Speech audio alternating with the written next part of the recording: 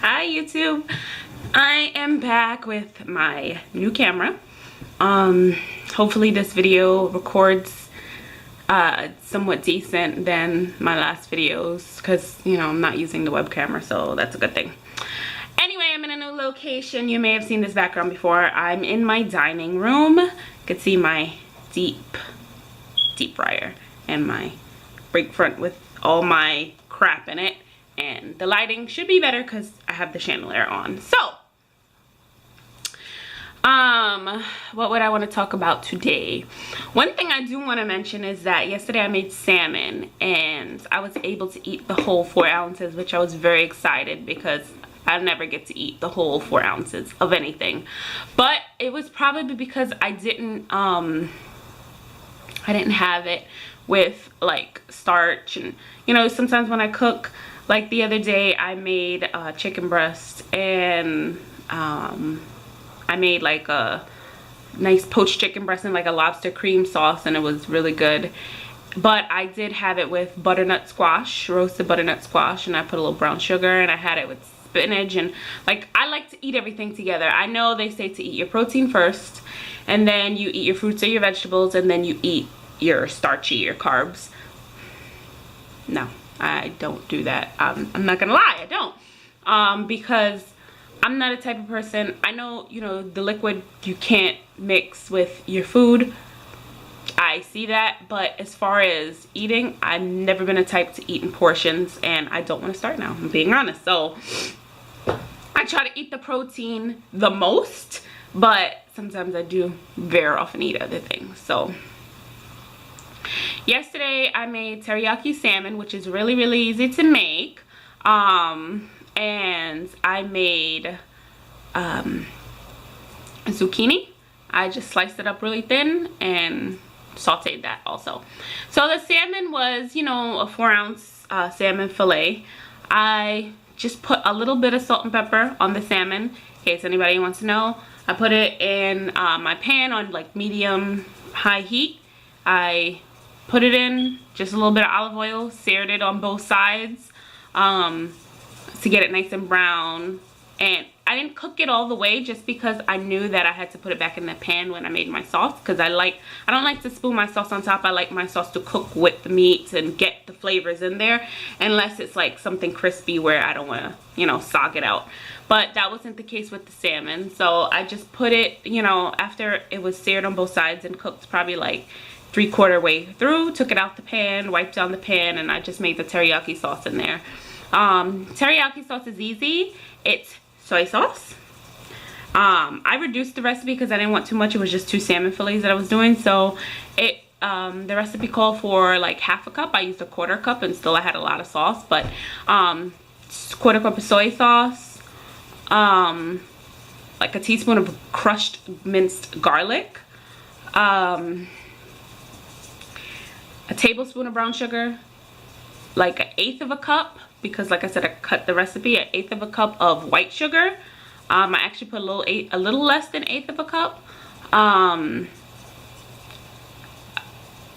So rice wine, if any of you guys, sweet rice wine, not rice wine vinegar, but rice wine is like, you can get it in your Asian market or fruit shop or specialty supermarket or whatever. It's basically like mirin, if you ever see mirin, or sake. That's like sweet rice wine. It's all in the same thing. So I have mirin, so that was like 1/4 cup, a little less than 1/4 cup, because it's really tangy, so I put a little less. And like, I'm sorry because I really don't measure, but around, you know, I looked at the recipe, I eyeballed it, and then I just added stuff. But you know, what else did this recipe call for? Ginger, fresh ginger, about 1 teaspoon. That's the only thing I didn't have, but I have ground ginger, like, you know, the powder, so I had to use that, and I used a little more of that because, you know, fresh ginger is much more potent and you really wanted that flavor. And that's about it. That's about it. That goes into teriyaki. So I had that, and you just put everything in a pan at one time, and you turn it on and let it go until the sugar dissolves. So, you know, you boil it or whatever, but you don't want to put the flame up too high because your sugar in there will burn, and then your sauce can have like a burnt flavor. So you have to be really careful when you're adding sugar, whether you're making a sweet dish like caramel and sugar is on the fire, or whether you're doing like, you know, a savory sauce or something. Sugar burns. And be careful when you're taste testing and you put your finger in there, you put it on there, because the sugar in there heats to a higher temperature and you do not want to burn yourself. So keep that in mind. So I put it on like a medium high heat or whatever, just till it dissolved, and then I turned it down to very low because you kind of want to thicken it a little bit. So it's basically like a teaspoon or half a teaspoon of cornstarch and some water. You mix it in, you add it. I never add all my thickening, like if I'm making a roux, which is flour and butter cooked down, or whether I'm doing like a slurry, which is cornstarch and water. You never want to dump everything at one time, because if you know, when you're adding a thickening agent to a sauce, your sauce has to come to a boil before the thickening agent activates. So if you add a whole bunch of this cornstarch slurry and your sauce is like barely warm and you're thinking, why is this not getting thick, and you add more and you keep adding more, then all of a sudden when it boils, or if it cools down all the way and it comes to room temperature, it congeals, and then that is a gloopy mess that really you cannot save unless you add a whole bunch more liquid, and then you're left with a hell of a lot of sauce and the flavor is not the same. So always add your thickening agent a little bit at a time. Even though a teaspoon of cornstarch and some water is not a lot, you still don't want to add it all at one time, which I didn't even use all of it. So I added some, turned it up, let it thicken, and you know, I didn't want it too thick. I just wanted it a nice, where it'll coat the back of my spoon. That's called nappe, if anybody's curious. So this is like a weight loss journey and culinary adventure all in one, 2 for the price of 1. So basically after that, once it started to thicken up, I added my salmon back in, and I just, you know, tilted the pan and kept coating the salmon, flip it over, coating it until it, you know, got nice coated with the sauce and the salmon was cooked all the way, and that's it. Took it out. I had a little bit of sauce left, but I didn't really want any more of it, so I just, you know, spilled the rest out. It was maybe less than a quarter cup. It was very little salmon sauce left, very little teriyaki left. Like if I had more than 2 salmon fillets, like if I did all 4 or something like that, it probably would have been, that recipe would have been good, enough for all of them. Or if you just liked extra sauce over your stuff, that recipe would have been great as well, with the yield. So as for the zucchini, all I did was take the zucchini, wash it, left the skin on because you can eat that.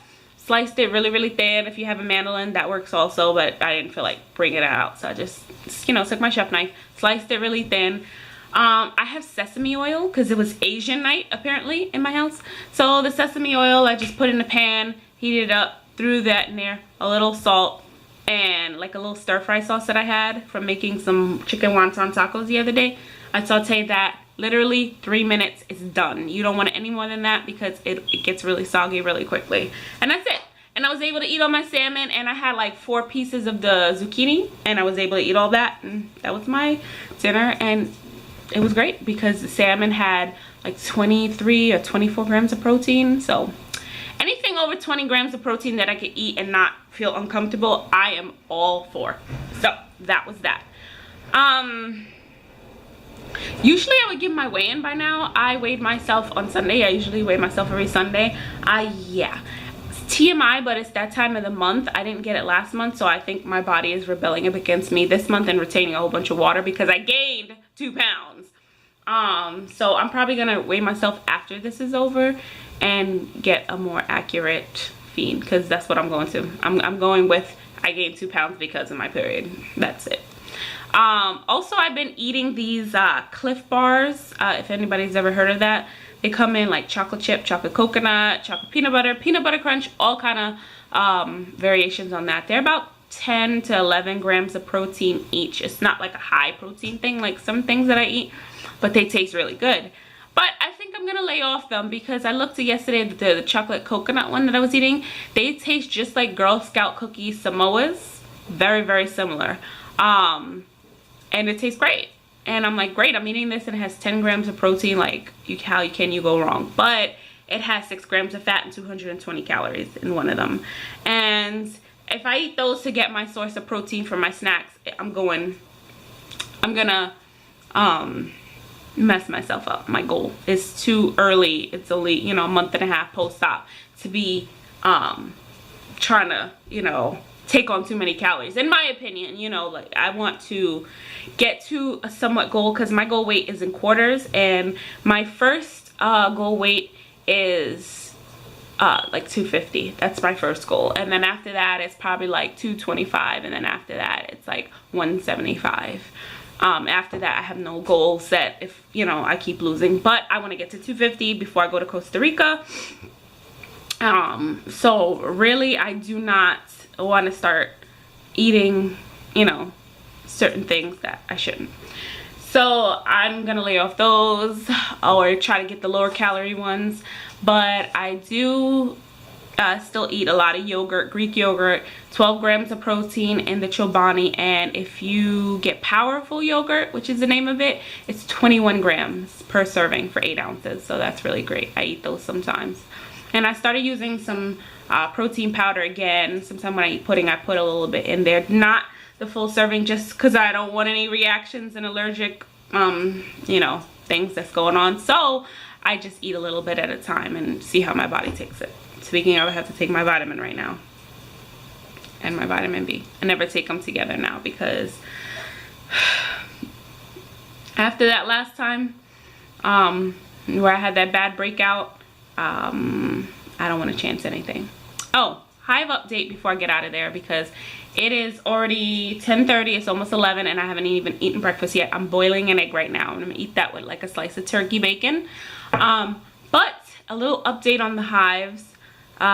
Saturday I had to take, was it Saturday? No, I'm sorry, Sunday. Today's Tuesday. Sunday I had to take 3 of the Claritin, because the 2 didn't work. But it's like, I notice now when I take it, I don't have to take it every day. Like, I had to take the Benadryl. I have to, like, I haven't had any breakouts, knock on wood, yesterday or today. So I guess maybe it's still in my system, or, you know, my body, I don't know. I'm just hoping that there comes a time when I won't have to take them at all.